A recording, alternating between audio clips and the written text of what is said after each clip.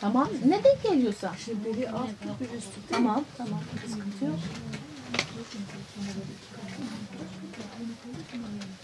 Ablacığım rengarenk git, tamam mı? Bir tane sarı attık mı? Bir tane krem atsın. Şuraya.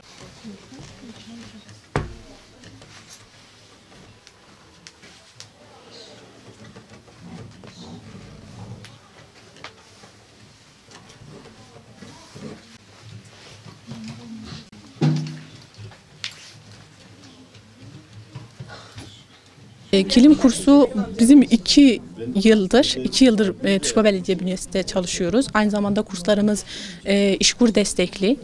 Bayanlar burada hem maddi açısından hem de manevi açısından çok iyi zaman değerlendiriyorlar. Ben 5 yıldır bu işin içerisindeyim.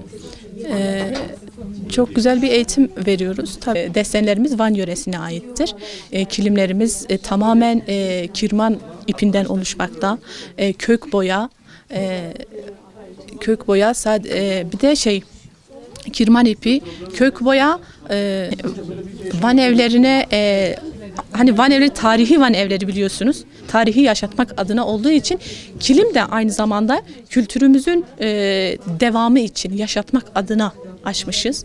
İnşallah bu hep böyle devam eder. Takı tasarımı öğretiyorum. Aynı anda öğrencilerimiz evlerine katkıda bulunsun diye ücret alıyorlar İşkur tarafından. Şu anda yeni başlamaktayız. 4 ay bir sürecimiz var. Öncelikle iğne oyalarından başlıyoruz. Bunları takının üzerine uyguluyoruz. Gerekirse Van yörelerine ait takılar çıkarıyoruz. Buradan yaptığımız takıları öncelikle sergiliyoruz. Sonrasında satış eğer olursa satışa çıkacak.